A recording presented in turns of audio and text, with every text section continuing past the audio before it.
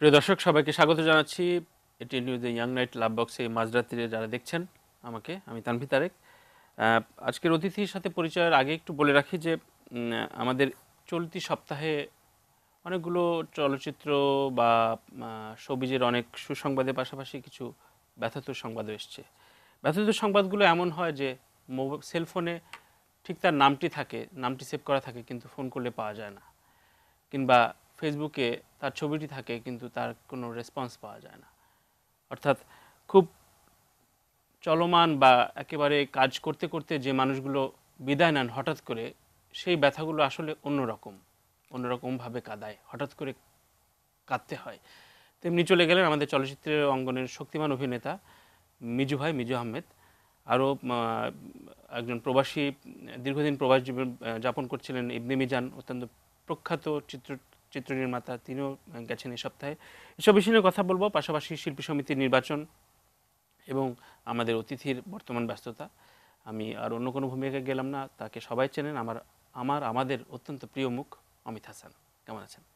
ভালো আছি, আপনি কেমন আছেন? জি ভালো। অনেকদিন ধরে প্ল্যান ছিল আমাদের দেখা হলে, আমরা আড্ডাতে হঠাৎ দেখা হলে অমিত ভাই কবে আমার বা না এই আসলে এই আমি এটি যখন নিউজ লাভ বক্সে কালকে যখন বলবেন। শুনলাম যে আজকে আসতে হবে, আমি রাজি হয়ে গেলাম যে তানভীর ভাইয়ের সাথে অনেকদিন পর দেখা হবে। Correct, we are honoured. এবং যে কথাগুলো বলছিলাম আজকে, আসলে অনেক বিষয়গুলো নেই, খুব অল্প সময়ে কিছু অবতারণা করতে চাই। একটু মিজু ভাইকে দিয়ে শুরু করি, যে মিজু ভাইয়ের সাথে আপনার অনেক দিনের অনেক, একটা দীর্ঘসূত্রিতা এবং অনেক কাজ করেছেন একসাথে। প্রথম পরিচয়ের ওনার সঙ্গে কাজ স্মৃতিটা বা করেছি, প্লাস উনি একজন প্রডিউসার, ওনার প্রোডাকশনের ছবি করেছি আমি। আচ্ছা আচ্ছা। সো সম্পর্কটার রকমটাও একটা অন্যরকম। প্রথম পরিচয় এই মানুষের সাথে এবং একসাথে চলার একটু দু একটা স্মৃতি যদি আজকে একটু শেয়ার করতেন। আসলে শুরু থেকেই মিজু ভাইয়ের সঙ্গে আমার একটা খুব ভালো সম্পর্ক ছিল, আর আমাকে প্রচণ্ড আদর করতো। এবং আজকে যে আমি শিল্পী সমিতির সেক্রেটারি, জি। মিজু ভাইয়ের উৎসাহে কিন্তু আমি ইলেকশন করতাম, বহুতবার ইলেকশন করেছি আমি। কখনো ছিলাম এজিএস, এরপর 3বার সেক্রেটারিতে আমি পরাজয় হয়েছে, কিন্তু চতুর্থবার আমি মিশার সঙ্গে ফাইট করে আমি এমনিতে মিজু ভাই কিন্তু মানে সাংগঠনিকভাবে খুব সাউন্ড ছিলেন সবসময়। মারাত্মক, মানে আমি বলবো যে চলচ্চিত্রে একজন লিডার হারিয়েছি আমরা, সবাই একজন ভালো বলছিলেন। অভিনেতা তো হারিয়েছি, পাশাপাশি একজন অভিভাবক লিডারকে আমরা হারিয়েছি শিল্পী সমিতি।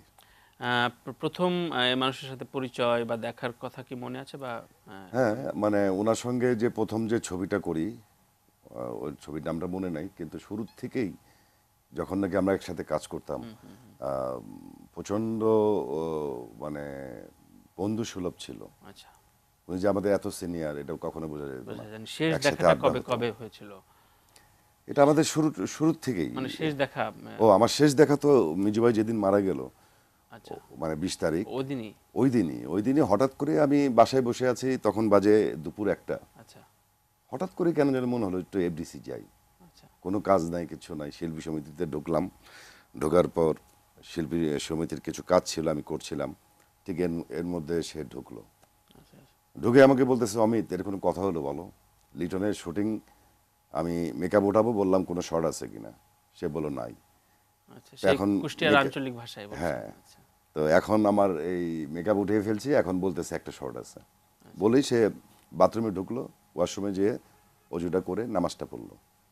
নামাজটা পড়ে এসে বলতেছে আমি আজকে যাচ্ছি আউটডোরে, দোয়া করো। এর মধ্যে লিটন সাহেব ঢুকলো যে ভাই একটা শর্ট আচ্ছা প্লিজ দেন। তখন আমিও বললাম যে মিজু ভাই দেন, আপনি আউটডোর যাচ্ছেন, একটা শর্ট দিয়ে যান। আচ্ছা আচ্ছা এরপর বাসা থেকে ফোন আসলো যে দুপুর একসাথে খাবো। তা আমি বললাম যে মিজু ভাই আমি যাই, তাই আচ্ছা। আমি যাই, দেখা হবে ইনশাল্লাহ। সেই আউটডোরে যাওয়ার সময় আমি চলে গেলাম, এই আধা ঘন্টা একসঙ্গে ছিলাম। একটা বিষয় একটু জানতে চাই, যে আমি অভিনয়ের মূল্যায়ন করতে বলবো না, বা সেটা করাটাও ঠিক মিজু ভাইয়ের মতো শক্তিমান অভিনেতা অনেক আসলে হ্যাঁ শক্তিমান অভিনেতা। এটা বলার অপেক্ষা রাখে না। পাশাপাশি এই যে খল চরিত্র বা চরিত্রাভিনেতা হবার তো একটা অন্যরকম প্যাশন থাকতে হয়। মানে আপনি ধরেন, আপনি দীর্ঘদিন নায়ক হিসেবে কাজ করেছেন, সাংগঠনিকভাবে বর্তমান শিল্পী সমিতির সেক্রেটারি হিসেবে কাজ করেছেন, পাশাপাশি এখন নিজের ক্যারেক্টারকে আপনি ভাঙছেন, পর্দায় দেখা যাচ্ছে। তো এইটার একটা রিস্কও থেকে যায়, যেটা মিজু ভাইরা বা রাজীব ভাই বা হুমায়ুন ফরিদি অনেক দিন ধরে চর্চা করে। কারণ মানুষ তো তারা খুব তাদের হিরোকে শুরুতেই, ফলো করে, হ্যাঁ চকলেট হিরোদের ফলো করে, বা রাইট, এই খল চরিত্রে নিজেকে গড়ে তোলাটা কি একটু কষ্টকর কিনা? আমি মনে করি যে খল চরিত্রে মানে নেগেটিভ রোলটার করতে গেলে অভিজ্ঞতা প্রয়োজন আছে প্রয়োজন আছে। এবং অভিনয়ে খুব পারদর্শিতা থাকতে হবে। একটু চেহারা ভালো হলেই হিরো হওয়া যায়, ক্যারেক্টার, কিন্তু সেই বিষয়টা আসছিলাম। খল চরিত্রে অভিনয় করতে গেলে প্রচণ্ড অভিনয়ের দক্ষতা থাকতে হয়। আচ্ছা, এবং আমি মিজু ভাই বলেন, রাজীব ভাই বলেন, হুমায়ুন ফরিদি বলেন, এদের প্রত্যেকটা অভিনয়ের এক একটা ধারা ছিল, এক একটা স্টাইল ছিল। মিজু ভাই মনে করেন যে আঞ্চলিক ভাষায়, সে কুষ্টিয়া ভাষায় কথা বলতো, এবং অভিনয়ের মধ্যে তার একটা আলাদা একটা মানে একটা ছিল যে মিজু ভাই স্টাইল, ক্যারেক্ট। এই জিনিসটা কিন্তু এবং সবসময় কিছু ছিল। কিছু ক্যারেক্টার একেবারে মানে অনবদ্য ছিল, কিছু যেরকম মানে আপনার মনে করেন এমপি ক্যারেক্টার এমপি হলে মিজু ক্যারেক্টার ভাইকে ক্যারেক্টারে দরকার। বলছেন, এবং একটু একটু একটু দুর্নীতিগ্রস্ত সরকারি অফিসার বা কিছু ক্যারেক্টার বিষয় মানে ছিল মিজু ভাই ছাড়া হবে না। আমি তো মনে করি যে এখন এই চরিত্রটা কে করবে সেটা। এবং সেটা অনেকেই বলেছেন। আমরা মিজু আহমেদকে নিয়ে ছোট একটা ক্লিপিংস রেডি করেছি ইয়াং নাইট লাভ বক্সের পক্ষ থেকে, সেটা একটু দেখে আলোচনা ফিরি। কিন্তু ধরতে হলে সাক্ষী সাবুত লাগে। সাক্ষী তো আমার ছেলের বউ, জুমলা তার সামনে আমার ছেলেকে পড়িয়ে মেরেছে। স্ত্রীর সাক্ষীতে কাজ হবে না নে। জান, তার মানে আপনি খুনিকে গ্রেফতার করবেন না? আগে লেখক ছিল, ভালো কাহিনী বানাতে পারতো, স্ক্রিপ্ট করতে পারতো, ভালো সংলাপ লিখতে পারতো, সেই ধরনের লোক ছিল, মেধাবী লোক ছিল। এখন এরকম আমরা খুব একটা দেখি না। যেরকম আমরা যখন শুটিং করতে যাই, গিয়ে সংলাপ পড়তে গিয়ে দিয়ে মুখে বেজে যায়, তখন বুঝি সংলাপ ঠিক না।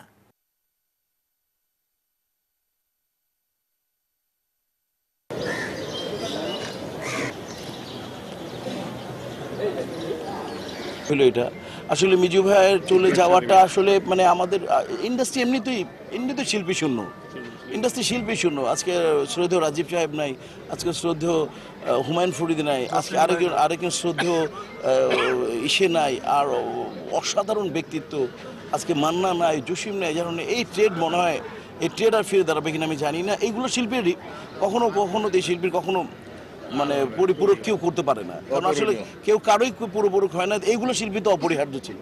দোয়া ছাড়া আর তো কিছু করতে পারবো না। আমরা দোয়া করি যাতে তার বেশ নসিব হোক। এবং অভিনেতা মিজু আহমেদ আমাদের মাঝ থেকে আমরা আজকে হারিয়ে ফেললাম।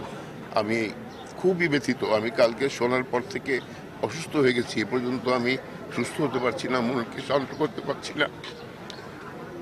আমি আল্লাহর কাছে বলবো যে আল্লাহ তাকে বেশ নসিব করেন। তার ছেলে মেয়ে যারা দুনিয়ায় আছে তাদেরকে আল্লাহ যেন দেখেন, তারা যেন ভালো থাকে, তার স্ত্রীকে কষ্ট সহ্য করবার ক্ষমতা যেন আল্লাহ দেন। আমার সহকর্মী চলে গেছে, আমার ভাই চলে গেছে, যেখানে যায় আল্লাহ যেন তাকে ভালো রাখেন। যত ধরনের সিনেমার যত সমস্যা হোক, উনি সুন্দরভাবে আমার সাথে থেকে সব সময় সমাধান করছে, এবং ভাই হিসাবে, বন্ধু হিসাবে সব সময় সাজেশন দিছে যে এইভাবে করেন। আসলে খুব ভালো মানুষ ছিল। এরকম একজন চলচ্চিত্র প্রেমী লোক, চলচ্চিত্র বোদ্ধা চলে গেলেন, সত্যি আমাদের এই অভাব পূরণ করার নয়। কালকে থেকে মনটা খুব খারাপ। তো আল্লাহ সবাইকেই নেবেন, ওনাকে মানে নিয়ে গেলেন, ভালো থাকুন। ওনার জন্য অনেক দোয়া আল্লাহর কাছে, যেন আল্লাহ ওনাকে বেহেশত নসিব করেন। আদর করতেন, স্নেহ করতেন, বকা দিতেন। ওনার বকা খেলেও ভাল লাগতো। উনি যখন বকতেন হাসতাম আমরা। অনেক মিশুক মানুষ ছিলেন। আল্লাহ তাকে যেন প্রতিনিয়ত আল্লাহ পাকের কাছে দোয়া করব, আল্লাহ যেন তাকে জান্নাতে খুশি। সবাইকে যেতে হবে, আমরা এক এক করে সবাই চলে যাব।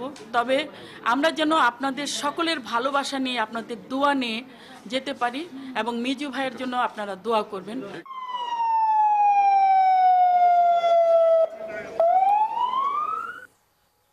খুবই মানে এই ধরনের স্মৃতিচারণ বা খুব কাছের মানুষ, সে আপনি নিজে বললেন যে দুপুরে দেখা হলো, রাতেই সংবাদটা শুনতে হলো।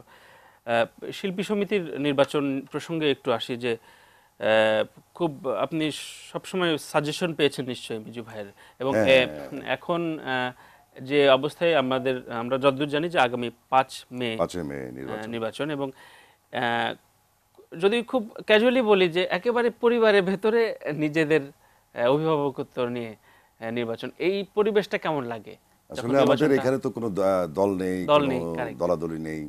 এখানে আমরা সবাই সবার ভাই, একদিনই আমরা ফাইট করি, এরপর সবাই আমরা এক হয়ে যায়।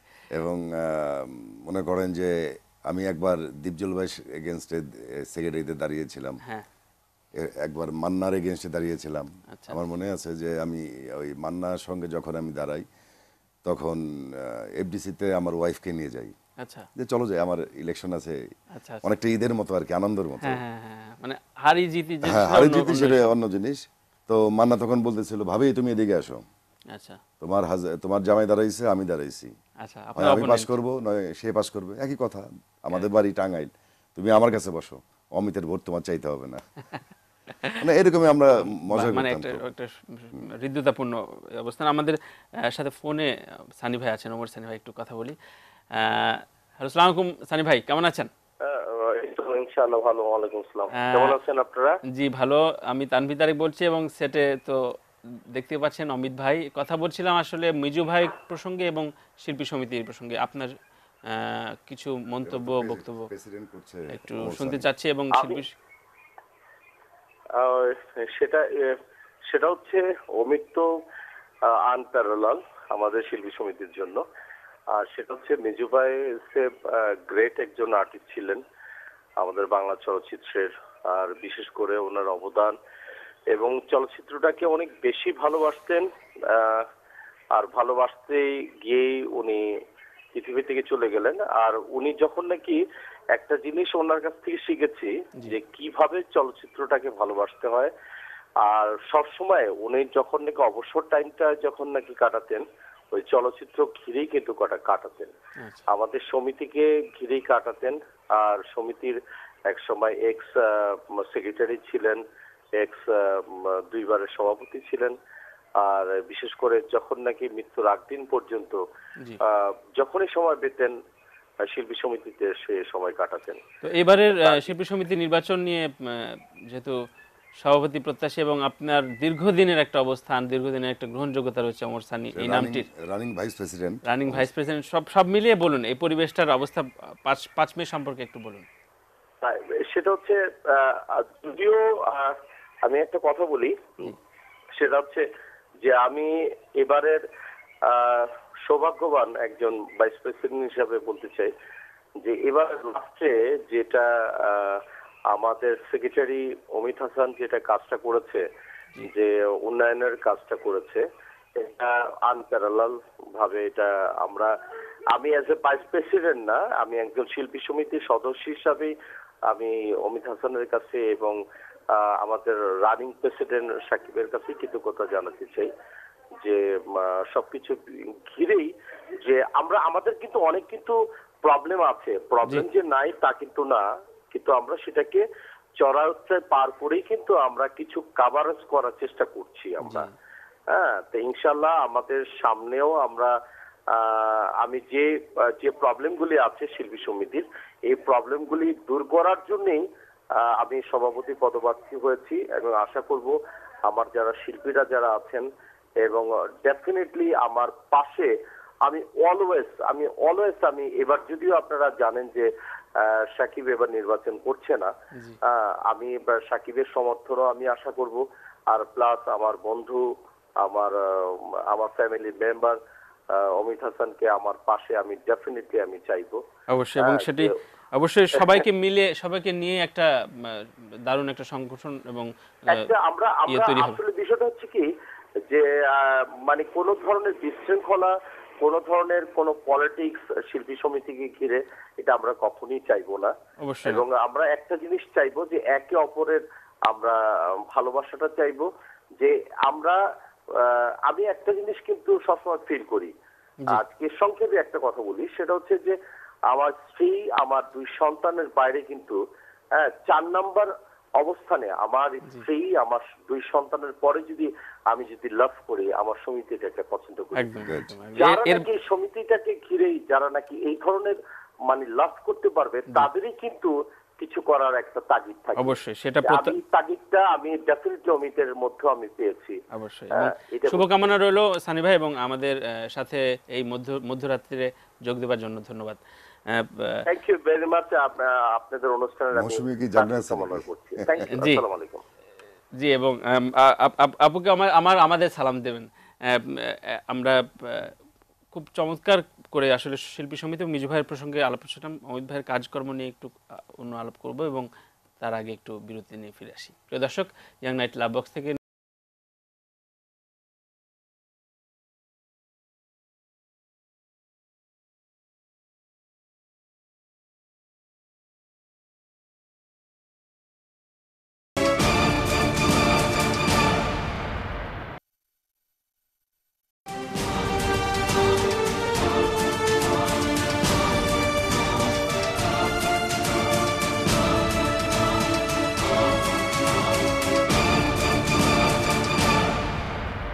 দর্শক স্বাগত আরেকবার ইয়াং নাইট লাভ বক্সে। আমি তানভীর তারেক, আমাদের আজকের অতিথি চিত্রনায়ক অমিত হাসান। তো অমিত ভাই, আপনার শিল্পী সমিতির ইশতেহার, স্বপ্ন বা যা কার্যক্রম, ওগুলো নিয়ে একটু শুনতে চাই। আমার এই বছর যে আমাদের যে 2 বছর গেল, আমার সাকিবের যে টার্মটা, আমরা চেষ্টা করেছি, আসলে শর্ট টাইমে অনেক কিছু করা যায় না, তারপর চেষ্টা করেছি।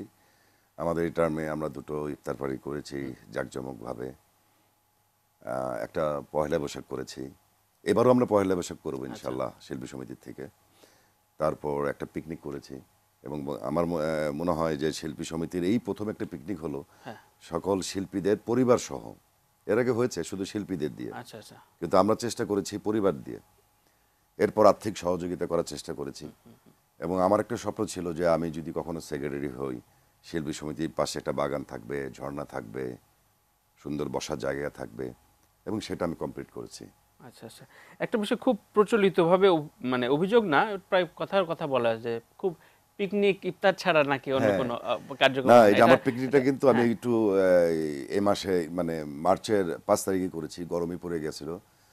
অনেক কিছু করার পরেও সবাই বলতো যে একটা পিকনিক করতে পারলো না, অযোগ্য কমিটি, এই সেই অমুক তমুক। একটা মিলন মেলা তো হয়, একটা মিলন মেলা হয়। কিন্তু দেখেন, শিল্পী সমিতির ইতিহাসে এফডিসির ভিতরে পহেলা বৈশাখ করেছি এত সুন্দরভাবে, ভুলে গেছে। যাই হোক, শিল্পীদের অবশ্যই আমাদের যেহেতু নির্বাচিত করেছে, তাদের তো অবশ্যই দাবি থাকবে। কারেন্ট ইস্যু নিয়ে একটু আপনার মন্তব্য শুনতে চাচ্ছি, যে বাইরের শিল্পীদের আনা নেওয়া এবং আপনাদের বাইরে যে, বাইরে বলতে কলকাতায় বা পশ্চিমবঙ্গে টলিউডে গিয়ে অভিনয় করার ব্যাপারে ইদানিং একটু লেখালেখি করছি আমরা, বা অনেক কথা উঠছে। সম্প্রতি বনি, আপনি জানেন, কলকাতার একজন অভিনেতা। এটা হচ্ছে হলো যে আসলে আমাদের কো প্রোডাকশনের ক্ষেত্রে আমাদের কোনো বাধা নেই। কো প্রোডাকশন ছবিতে এদেশের শিল্পী থাকবে, ওই পারে শিল্পী থাকবে, কিন্তু লোকাল কোনো প্রোডাকশন করতে গেলে নিয়ম মেনে চলতে হবে। আপনি যদি শিল্পী নেন বাইরের, অবশ্যই শিল্পী সমিতির সঙ্গে আমাদের সঙ্গে বসতে হবে। টেকনিশিয়ান নিলে সেভাবে। এসব ব্যাপারে আসলে একজন সেক্রেটারি হিসেবে আপনি কতটা স্ট্রিক্ট হবেন? অবশ্যই, যদি আমি আমার শিল্পী সমিতির পারমিশন না নিয়ে যদি লোকাল কোনো প্রোডাকশনে যদি শিল্পী কাজ করে, তাহলে অবশ্যই সেই ছবিটাকে বন্ধ করতে বাধ্য হব আমরা। আচ্ছা, এই যে চলচ্চিত্রের এত ব্যস্ততা, এবং আমি জানি যে একজন হিরো হয়তো বছরে 4-5টা ছবি করে, কিন্তু অমিত হাসানকে তো আসলে তার 2 গুণ বা 3 গুণ ছবি করতে হয়। ভাবির রাগারাগি কেমন হয়? তার ভিতরে এই যে সাংগঠনিক দায়িত্ব, মানে পরিবারকে সময় দেয়া, বা চেষ্টা করি আমি যখন শুটিং না থাকে আমি পরিবারকে সময় দেওয়ার চেষ্টা করি। পাশাপাশি ইদানিং যেহেতু সেক্রেটারি ছিলাম, সময় পেলেই আমি চেষ্টা করতাম যে আমার চেয়ারে বসতে, যে সমিতির কোনো কাজ আছে কিনা, আমার কোন শিল্পীর কোনো সমস্যা আছে কিনা, চেষ্টা করতাম। এবং আমার বিশ্বাস যে শিল্পী যারা আমাকে নির্বাচিত করেছিল, তারা আমার কাছে নিশ্চয়ই মানে ব্যর্থতা পায়নি। আমি যতটা সম্ভব করেছি 2 বছরে, করার চেষ্টা করেছি। এবং সামনে নির্বাচন হবে, অনেকে নির্বাচন করবে, আমি এখনো ডিসিশন নিইনি যে আমি করব। সেক্ষেত্রে একটু ব্যক্তিগত ক্ষতি হয়ে যায় না, ছবির ব্যস্ততা? না, এটা আসলে ইচ্ছা থাকলেই হয়, ইচ্ছা থাকলেই হয়। এবং আমি যখন এফডিসি শুটিং হয়, আমি শুটিং এর অবসরে আমি সমিতিতেই থাকি, পরিচালক প্রযোজকরা সেটা স্যাক্রিফাইস করে যে ঠিক আছে আপনি সমিতিতে থাকেন, কাজ করেন, আপনার শর্টের সময় আপনাকে ডাকবো। আচ্ছা, এখনকার ব্যস্ততা কি নিয়ে, অর্থাৎ কারেন্ট স্ট্যাটাসটা কি কাজের? এখন যে কাজগুলো করতেছি, আপনার দুলাভাই জিন্দাবাদ, মমতাজুর রহমান আকবরের এই ছবিতে মৌসুমী দীপজল সাহেব আছেন, বাপ্পি মিম আছে। এই ছবিতে আমার একটা কঠিন মানুষের একটা চরিত্র অভিনয় করছি। এই প্রসঙ্গে একটু আসতে চাচ্ছিলাম অমিত ভাই, যে একসময় হিরো ক্যারেক্টার করেছেন দুর্দান্তভাবে, আমরা ডায়েট ফ্যান ছিলাম, গিয়েছি আপনার জুটি বেঁধে, আপনি শাহনাজ, আপনি অনেকের সাথে মৌসুমী অনেকের সাথে সামনে কাজ করেছেন। এখন এই যে একটা নতুন ডাইমেনশনে আপনি নতুনভাবে এলেন, আসলে আমি মনে করি যে অভিনয়টা একজন অভিনেতা সব ধরনের অভিনয় করতে পারে। আমি হচ্ছি মাটি, আর নির্মাতা আমাকে যা তৈরি করবে আমি সেটাই হব। আচ্ছা। এবং আমি মনে করি যে একজন অভিনেতা সব ধরনের অভিনয়, আমি কখনো হাসাতে পারি, কখনো কাঁদাতে পারি, কখনো আঘাত করতে পারি, এটাই তো একজন অভিনেতা। এই যে নেগেটিভ রোলে আসার ডিসিশনটা বা সিদ্ধান্ত নেওয়ার সময় কি নিশ্চয়ই একটু ভাবতে এটা আসলে শখের বিষয় একদম। যখন নাকি জাজের প্রথম ছবিটা করলো ভালোবাসার রং শাহিন সুমনের, ওই ছবিতে আমাকে অফার দিল যে কোনো গান নেই, কোনো হিরোইন নেই, এখানে একটা তোমার নেগেটিভ রোল করতে হবে। আমি ভয় পেয়ে গেলাম, কি বলে আমি নেগেটিভ রোল করব? তো শখের বসে করলাম। করার পরে যখন নাকি হলে গেলাম, দর্শকরা খুব পছন্দ করলো যে ভাই আপনি এদিক থেকে সরবেন না। আচ্ছা আচ্ছা। পরবর্তীতে আপনাকে শাহিন কবির ভাইয়ের এই তো প্রেমের চমৎকার একটা, শাহিন কবির সাহেবের একটা চমৎকার একটি ছবি, এই তো যুদ্ধের গল্প নিয়ে। এই ছবিতে পাকিস্তান আর্মি থাকি, আচ্ছা, এবং কিন্তু সৎ। তার একটাই কথা যে আমি সরকারি চাকরি করি, আমি বাংলাদেশে অ্যাটাক করেছি বা আমি যুদ্ধে এসেছি, আমি যুদ্ধ শেষ হয়ে গেলে আমি চলে যাব। এর মধ্যে ওই ছবির নায়িকাকে দেখে আমার ভালো লেগে যায়। তো আমি তাকে সবসময় বলি যে যে জিতুক, বাংলাদেশ জিতুক, পাকিস্তান জিতুক, আমার কোনো আসে যায় না, আমি যুদ্ধ শেষ, তোমাকে নিয়ে আমি করাচি চলে যাব। আচ্ছা আচ্ছা, ক্লাইম্যাক্সটা অন্যরকম। এখন আপনি যখন হিরো ছিলেন তখন সিনেমা হলে একা একা গিয়ে দর্শকদের রেসপন্স আর এখনকার রেসপন্সটা কেমন? আপনার ভক্তর দুই রকম। যখন রোমান্টিক হিরো ছিলাম তখন এক ধরনের ছিল, কিন্তু ইদানিং কিন্তু দর্শকের টেস্টটা চেঞ্জ হয়ে গেছে। আচ্ছা, কারণ কিছু কিছু ক্ষেত্রে যখন নাকি আমি যাই কালচারাল প্রোগ্রামে, বাংলাদেশের বিভিন্ন অঞ্চলে যাই, তো মঞ্চে যাওয়ার সঙ্গে সঙ্গে সবাই বলে ডায়লগ বলেন। আমি জিজ্ঞেস করি কিসের ডায়লগ, কোন ডায়লগটা বলবো? কয় ভিলেনের ডায়লগ বলেন। বাহ, আমরা আপনার একটা ডায়লগ দিয়ে আজকে শোটা শেষ করব। যাই হোক, সেক্ষেত্রে আপনার পরিবারের কথা বা আপনার ছেলে মেয়ে বা আপনার আত্মীয় স্বজনদের কমেন্টসটা কেমন? ওরা আসলে মানে বিশেষ করে আমার পরিবার, আমার স্ত্রী ও এটাকে সাধারণভাবে ইজিভাবে নিয়েছে যে অভিনেতা। অবশ্যই। তো বাচ্চারা একটু বলে যে, আমার ছোটটা বলে যে বাবা তুমি ভিলেন করবা না, তুমি হিরো থাকবা। আচ্ছা। তার মানে বাবা এটা তো অভিনয়। তো স্কুলে তার যখন ইয়েরা বলে যে বাবা তো ভিলেন, কয় না না না, আমার বাবা নায়ক কিন্তু ভিলেনের অভিনয় করে। আচ্ছা, চমৎকার। অত্যন্ত শিশুসুলভভাবে তার বাবাকে আসলে ব্যাখ্যা দেন। আবার একটু শিল্পী সমিতির প্রাঙ্গণে আসি যে এই এফডিসির উন্নয়ন নিয়ে অনেক দিনের কথা চলছে অমিত ভাই। মানে আসলে আমাদের যদি এক বাক্যে বলা যায় যে কি করা উচিত বা কি করলে আসলে সবাইকে মিলিয়ে, আসলে আমাদের এখানে এই মুহূর্তে আমাদের প্রযোজক সমিতিটা নেই, এটা এখন প্রশাসক চালাচ্ছে। তো আমি মনে করি যে প্রথমত প্রযোজক সমিতিটাকে আবার নতুন করে সাজাতে হবে। আর পাশাপাশি পরিচালক সমিতি আছে এবং শিল্পী সমিতি আছে, এবং আমাদের নেক্সট আমাদের বহুত পরিকল্পনা আছে শিল্পী সমিতির। আমরা নতুন কিছু আইন কানুন করব, এবং বিশেষ করে শিল্পীদের স্বার্থে আমাদের কিছু পরিকল্পনা আছে। কারণ মনে করেন যে আমরা এখন পিকনিক করছি, আমরা অভিষেক করছি, আমরা পয়লা বৈশাখ করছি, এটা কিন্তু শিল্পী সমিতির মেইন কাজ না। মানে কোন একটা শিল্পী সংকটে পড়তে পারে, একটা শিল্পী সংকটে পড়তে পারে, সেটাকে উদ্ধার করার কিন্তু শিল্পী সমিতির দায়িত্ব। এবং যারা নাকি কাজকর্ম নেই, অসহায়, বা তারা কাজ করতে পারে না, আর্থিক সমস্যায় আছে, এবং আমাদের একটা ফান্ড প্রয়োজন আছে, যেটা নাকি আমরা চেষ্টা করছি যে আমাদের প্রধানমন্ত্রীর সাথে বসে আমরা এমন একটা ফান্ড করতে চাই যেখান থেকে আমার শিল্পীদের যারা নাকি আর্থিকভাবে স্বাবলম্বী সংগঠন তৈরি হয়, এটা আমরা করতে পারি। এটা আমাদের পরিকল্পনা আছে। পাশাপাশি একটা শিল্পী পল্লী করার ইচ্ছা আছে।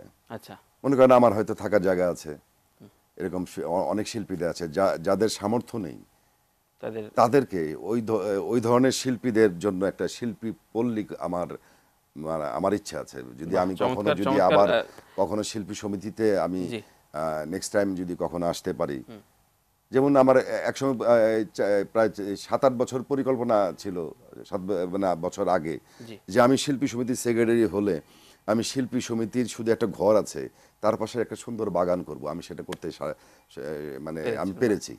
আমার প্রেসিডেন্ট সাকিব খান বা আমার কমিটি সবাই মিলেই করেছি। ধরা যাক যদি দুটো প্যানেল হোক বা তিনটা প্যানেল হোক, সবারই তো আসলে উন্নয়নটাই সবাই চেষ্টা করে, সবার কম বেশি মানে মনে করেন যে যারা ইলেকশন করে প্রত্যেকেরই ইচ্ছা থাকে। খুব বেশি নীতিগত দ্বন্দ্ব তো আপনাদের ভেতরে, মানে পারস্পরিক দ্বন্দ্ব, আসলে নীতিগত দ্বন্দ্ব আছে, আবার সেটা ভালোবাসার কাছে হার মেনে যায়। মানে আমার কাছে অনেকেই বলে যে নীতিগতভাবে আমরা এক, আমি বলি ভালোবাসার কাছে নীতি হার মেনে যায়। বাহ, চমৎকার করে বলেন। এরপরে আর কোনো কথা থাকে না। অমিত ভাই, আমি আবার একটু আপনার নিজের ক্যাজুয়াল লাইফে একটু ফিরে, যে একজন সাধারণ দর্শক বা যারা চলচ্চিত্র কর্মী, যারা আপনাদের দেখে বড় হতে শেখে, তাদের হোপ কি এই প্রজন্মের, যে চলচ্চিত্রে এসে অভিনেতা হিসেবে কতটা প্রফেশনালিজম তৈরি হয়েছে আপনার এই মানে নতুন যারা আসছে? আসলে আমি মনে করব যে নতুন যারা আসে তারা দুর্ভাগ্য নিয়ে আসছে আর কি, কারণ চলচ্চিত্রের অবস্থা এখন আসলেই খারাপ, নাজুক অবস্থায় রয়েছে। কারণ আমরা যখন চলচ্চিত্রে ঢুকছি, যখন আসছি, তখন কিন্তু আমরা ভালো ভালো মেকার পেয়েছি, ভালো গল্প পেয়েছি, যেটা মিজু ভাই বললেন। আমরা আমাদের দিয়ে অভিনয় করাতো, সুযোগ দিত, যে একটা শর্ট আমি দিচ্ছি, আমি পারছি না, 20টা টেক নিচ্ছে, আমাদের শেখানোর চেষ্টা করতেছে। কিন্তু এখন যে সময়টা হয়ে গেছে, সবাইকে শিখে আসতে হবে, শিখে এসে তারপর চ্যালেঞ্জিং একটা সময়। এখন। এবং অমিত ভাই, শুটের একদম শেষ পর্যায়ে চলে এসেছি, আপনি যদি আপনার দর্শকদের উদ্দেশ্যে এই চলচ্চিত্র, বাংলাদেশি চলচ্চিত্র নিয়ে কিছু বলতে চান। দর্শকদের উদ্দেশ্যে আমি শুধু একটা কথাই বলবো, যে আসলে আমরা বাংলা চলচ্চিত্রে আমরা হলে গিয়ে দেখব, মানে বাংলাদেশি ছবি দেখব এবং সেটা হলে গিয়ে দেখব, ইন্ডিয়ান ছবি আমরা দেখব না। অবশ্যই। এবং আপনি কথা দিয়েছেন যে একটি ডায়লগ শুনিয়ে আজকে শুটে একটি ডায়লগ, সেটা আবার সেই ইয়ার মতোই বলতে হয়, যে নায়কের ডায়লগ বলবো না, ভিলেনের। এটা আপনার ফ্লোর, আপনি দর্শকদের। আমি আমার পুরানো একটি ছবি ডায়লগ বলি, সেটা হচ্ছে, ছবিটির নাম ছিল তুমি শুধু তুমি। এই ছবিতে আমার নায়িকা ছিল শাবনূর। তো শাবনূরের সঙ্গে আমার প্রেম হয়, ভালোবাসা হয়। একসময় আমি জানতে পারি যে আমার ক্যান্সার হয়েছে, তখন আমি তার সাথে অভিনয় করি যে আমি তাকে ভালোবাসি না। অনেক দিন পর হঠাৎ করেই রিয়াজ থাকে, ও আমার ফ্রেন্ড থাকে, তো রিয়াজ আবার শাবনূরকে ভালোবাসে। তখন রিয়াজ আমাকে বলে যে, বন্ধু, আমি আমার ভালোবাসা পেয়েছি, তাকে আমার কাছে নিয়ে আসে। আনার পর হঠাৎ করে আমি তাকে দেখি, দেখার পর আমি ওই গানটি প্লে হচ্ছিল, যে তুমি কি সেই আগের মতোই আছো নাকি অনেকখানি বদলে গেছো। এরপরে শাবনূরের নাম থাকে নূপুর। তো গ্রামে যখন ওর সাথে আমার প্রেম হয়, তখন ওর পায়ের একটি নূপুর পড়ে যায়, সেই নূপুরটা আমার কাছে থাকে। তখন আমি তাকে বলি যে ডায়লগটা, সেটা আমি বলছি নূপুরটা নিয়ে, তুমি একটা নূপুর, এটি একটা নূপুর, একজোড়া হয়ে গেল, তোমাকে ভালোবেসে আমি এটা দিতে চাই, তুমি কি নেবে না? পরিয়ে দেব। তখন নূপুর সেটা নিয়ে অন্য ঘরে চলে যায়। চমৎকার অমিত ভাই, অসংখ্য ধন্যবাদ অনেক কিছু শেয়ার করার জন্য এবং মিজু ভাইকে নিয়ে কিছু বলার জন্য। প্রিয় দর্শক, আমি আজকের মতো এখানে শেষ করছি এবং অমিত ভাইয়ের কথা সুর ধরে বলি যে এই যে ভালোবাসা নেবে, একজন অভিনেতা, চারণ অভিনেতা আসলে এটাই দিতে চান আপনাদেরকে সবসময়, এবং চাওয়া শুধু একটাই থাকে যে আপনি গাটের পয়সা খরচ করে বাংলাদেশি চলচ্চিত্র দেখতে সিনেমা হলে যাবেন। সেই চাওয়াটা খুব বেশি না, সেই প্রত্যাশা রেখে আজকে লাভবাক শেষ করছি। আল্লাহ হাফেজ।